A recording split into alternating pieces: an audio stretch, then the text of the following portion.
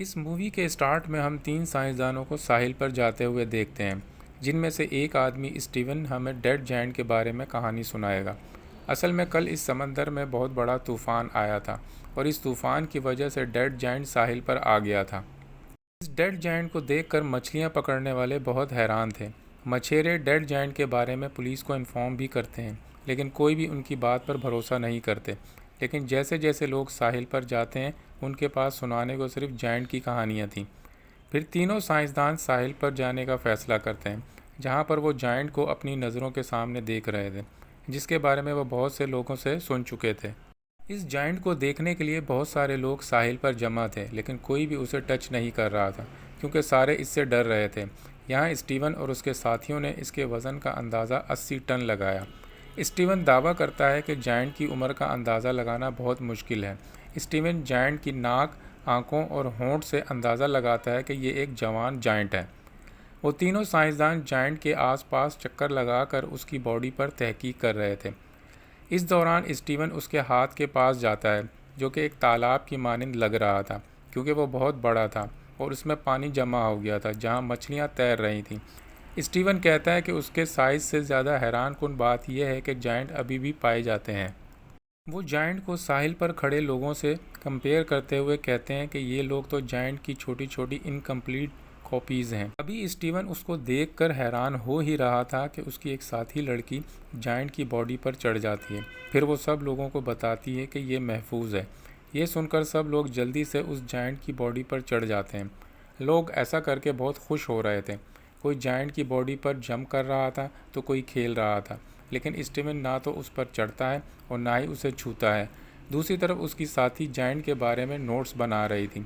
जैसे जैसे वक्त गुजरता जा रहा था, लोग इस जायंट से खेलने के लिए कम होते जा रहे थे, क्योंकि सब लोग अपने अपने घर जा रहे थे। स्टीवन 3 दिन के बाद दोबारा यहाँ आता है, क्योंकि उसकी दिलचस्पी जायंट में बढ़ गई थी। कि उसका दावा था कि उसको जायंट पर नज़र रखते हुए कोई भी परेशानी नहीं हो रही है, क्योंकि वो जायंट उसके आसपास के लोगों से ज़्यादा ज़िंदा लग रहा था। फिर वो देखता है कि कुछ बच्चे इस जायंट के ऊपर स्लाइड कर रहे हैं और कुछ आदमी तो उसको काटने की कोशिश कर रहे थे।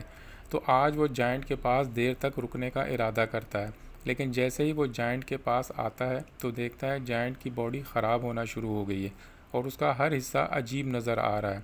यहाँ वो एक लड़की को जायंट के कान में बैठा देखता है। स्टीवन कहता है कि जायंट के चेहरे से उसकी यूथफुलनेस ख़त्म हो गई है और वो जवान नज़र नहीं आ रहा। वो अंदाज़ा लगाता है कि समंदर में बहुत अरसा रहने की वजह से इसके टिश्यूज़ ख़राब हो गए हैं और इसकी बॉडी बहुत जल्दी ख़राब हो गई है। स्टीवन जायंट के चेहरे पर देखता है कि एक केकड़ा उसके मुंह में जा रहा है। स्टीवन सोचता है कि केकड़े के अपने मंजिल पर पहुंचने से पहले जायंट डीके हो जाएगा। अब स्टीवन हिम्मत करके उस जायंट के ऊपर चढ़ता है। जायंट के चेस्ट पर चढ़ने के बाद वो उसके बाजू को देख रहा था, जो बिल्कुल ख़राब हो चुका था और बचा हुआ हिस्सा कुछ परिंदे और कीड़े खा रहे थे। यहाँ जायंट की आंखों पर एक अजीब सा कवर आ गया था, जो उसकी आंख को भी एक तालाब की लुक दे रहा था। स्टीवन उसकी आंखों में अपना अक्स देखता है और सोचता है कि इस जायंट के डिके होने की तकलीफ़ उससे कम है जो उसको तन्हाई ने दी। उसके बाद वो यहाँ से चला जाता है। फिर अगली मर्तबा जब स्टीवन इस जायंट के पास जाता है तो देखता है कि उसके हाथ और पाँव ख़राब हो चुके हैं और वो उसकी बॉडी को बगौर देख रहा था, जहाँ पर जायंट की बॉडी की बेहुरमती की जा रही थी। बेहुरमती करने वाले कोई और नहीं, इंसान ही थे, हालांकि जायंट भी इंसान जैसी ही मखलूक थी। अगले दिन जब स्टीवन दोबारा जायंट के पास आता है तो देखता है कि उसका सर भी अलग कर दिया गया है और परिंदे और कीड़े मकोड़े उसको खा रहे हैं। सर के बगैर उसका जिस्म बिल्कुल भी इंसानों जैसा नहीं लग रहा था। इसके साथ ही स्टीवन की उसकी बॉडी के साथ दिलचस्पी भी कम होती जा रही थी, जो कि जायंट के मुर्दा जिस्म ने बनाई थी। फिर उसके बाद स्टीवन काफ़ी दिनों तक साहिल पर नहीं आता। काफ़ी हफ्तों के बाद जब वो साहिल पर आता है, ये देखकर वो काफ़ी हैरान हो जाता है कि अब जायंट के पास कोई भी हिस्सा ऐसा बाकी नहीं रहा जिसको देखकर वो इंसान लगे। अब जो उसके जिस्म का बाकी हिस्सा रह गया था वो उसकी कमर थी। अब इन सब इंसानों का जायंट से इंटरेस्ट भी ख़त्म हो गया था। अब काफ़ी महीने गुजर जाते हैं और लोग जायंट को भूल जाते हैं और जायंट के मुख्तलिफ हिस्से जगह जगह डेकोरेशन के तौर पर नज़र आने लगते हैं।